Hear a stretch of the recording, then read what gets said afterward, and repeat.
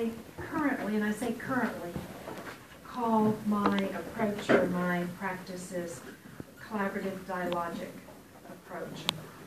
And that's because my ideas, the assumptions behind my work continually shift and change and edit and have over the years, and I expect will continue to. So what I call my work changes slightly.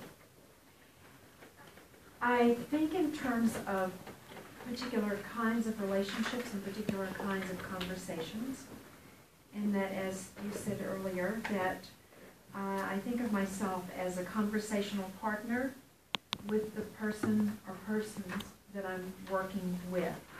And that's whether the arena or the agenda is in the therapy room, or if it's in a corporate boardroom, or if it's a team in a factory, that I approach my work the same way. The context is different, the agenda is different, the characters in the story are different.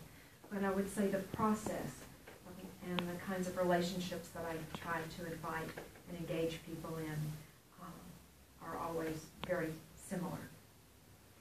So, some of the things that new learners that come to the Institute in Houston often ask, well, what do you mean by conversational partner? And how do you invite someone to engage with you in a conversational partnership? And I say that I think of my approach as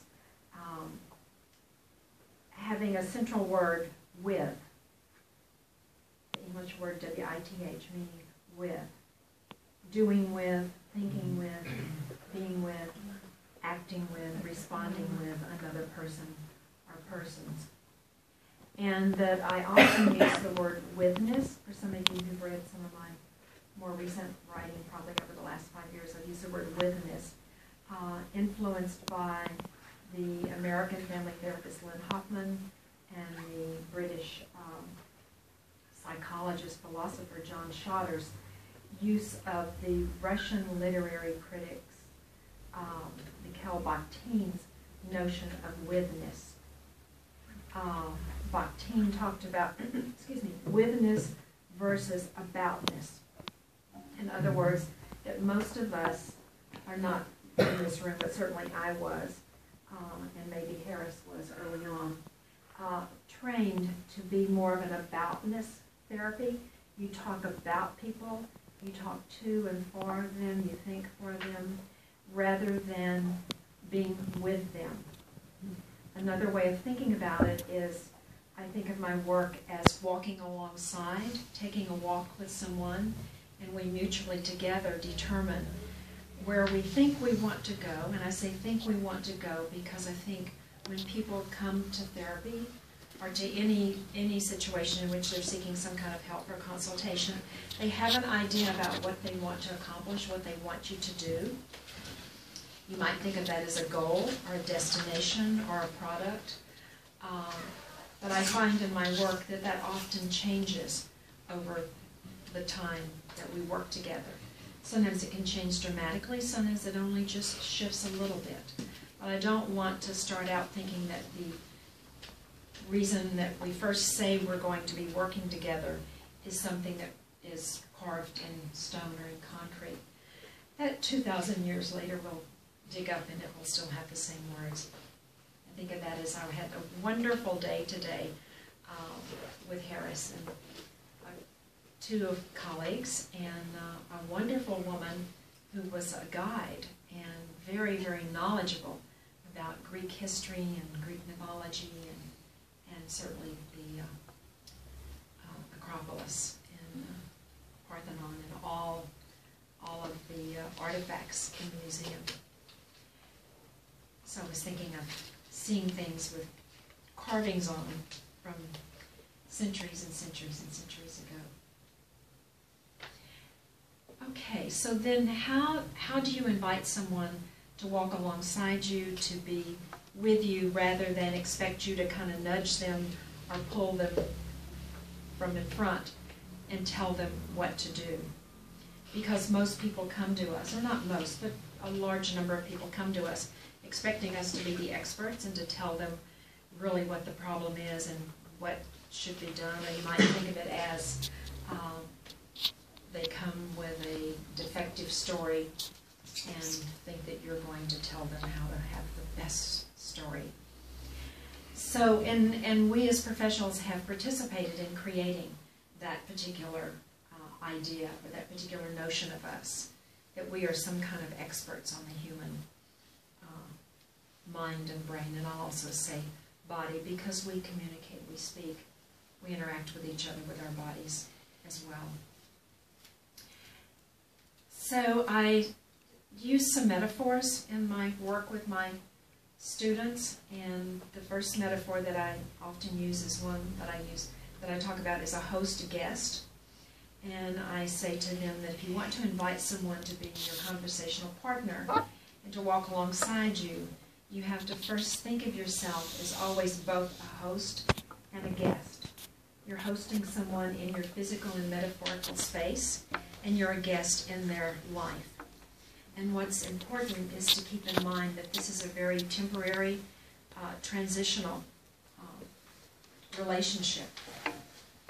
Even though it may last a year or 3 years or 5 years or 7 years, that you're only with the person or person a brief amount of time, face-to-face or physically,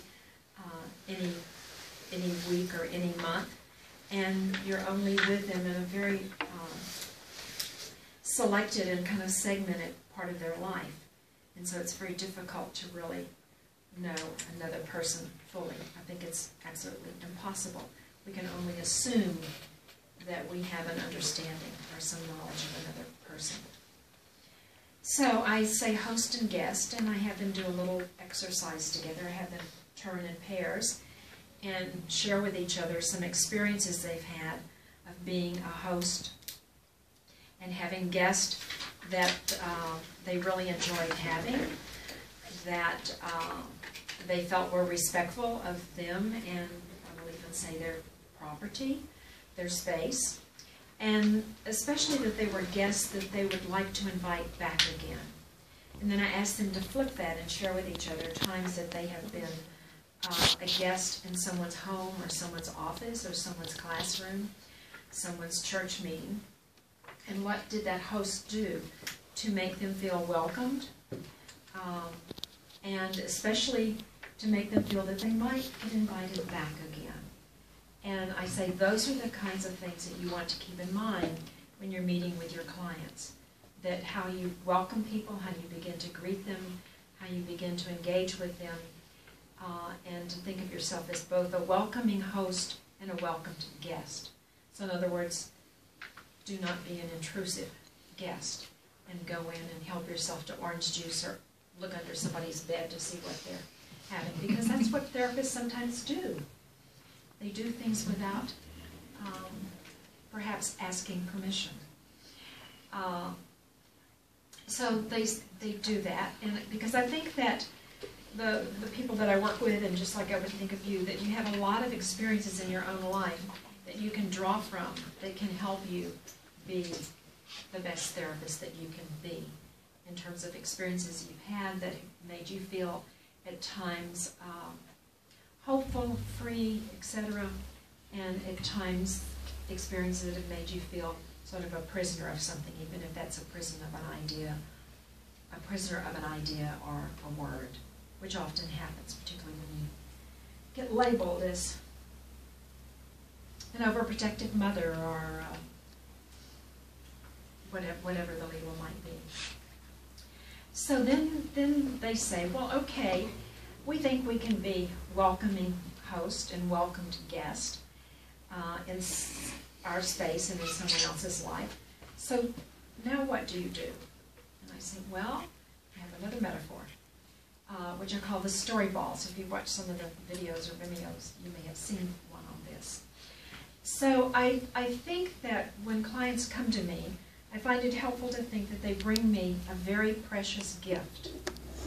And I think of that gift as a story ball, which includes all the narrative fragments of their life experiences up until the time that we meet. And I think of it as almost like it's a book. It's like in the form of a book. first. But what happens before they come in, somehow, unfortunately, it goes through a paper shredder. And so all the pieces, all the fragments, if you can imagine, when paper comes out of a paper shredder, what it looks like, and if it falls on the floor. So I say, think in terms that they kind of squat or scoop down and they form this ball out of all these fragments of paper. And this is what they're bringing you. And they present this ball to you as a gift. This is a gift they've selected. This is the gift they want you to have. And so most of us, we take a gift from the person who's given it to us. So the way that I suggest to my learners is that you don't take the gift, but you gaze upon this story ball, and you reach out and you gently touch it. And you become curious and you become interested in that part of the story ball that they're showing you. I should have brought a picture to show you. If you can imagine that I have this ball of shredded paper with all these narrative fragments, and I'm handing it to you, that you can't see all around it, the whole circumference, the top, the bottom, the side. You can only see the part that I'm putting towards you. And you can't see through it. It's not transparent, and it's not opaque. You can't see really shadows inside. All you can see is what they're showing you. So I say that what you want to do is that you want to, I call it, kind of meet the person you're working with. Say your Greek word for that, for client or customer or patient. Therapy, you mean woman? Yeah, say it in Greek. Woman. Okay. So we were talking about this. It's hard to find a word. I often say the people I work with, the people who come to me and hope I'll be helpful to them. Because I don't like patient, of course, even though I grew up in a medical school setting where everyone was called a patient, but I don't like patient. I agree with you, I don't like client. But I tend to use client alike. I don't like customer, which sometimes solution-focused therapists use. So it's hard to find a word that's respectful. Exactly. And it also has more of a sense of equality in it, or equability. So you can't always be truly equal, but more on the same level. The guide today, Dora, was talking a lot about democracy and the whole notion of democracy, that the citizens are on an equal level and should have the same voice that the gods do. So I liked that. A lot of things she said I'm going to be using in my work.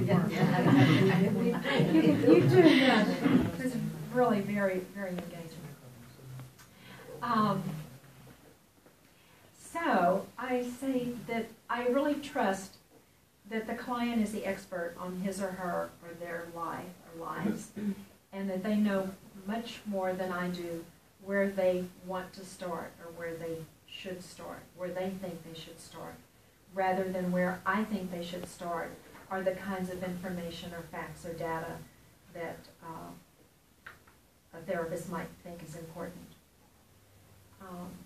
I find often that things that a therapist might be curious about, want to know about, is something that ends up being totally irrelevant, or if you just let the client continue to tell you their story in the manner and way that they want to, they usually will touch upon that if it's something that's really important to them and critical to their life. So I also say to them that we all are different, and we all have our different styles and ways of being in the world, and we all tell stories differently. Some people talk slowly, some people talk fast, some people speak in metaphors, some people tell a story in a chronological order, some people skip around. So people have different styles, and what I want to do is to try to fit more to the person that I'm working with style than to have them fit with my style. So I don't want to teach them to be my client.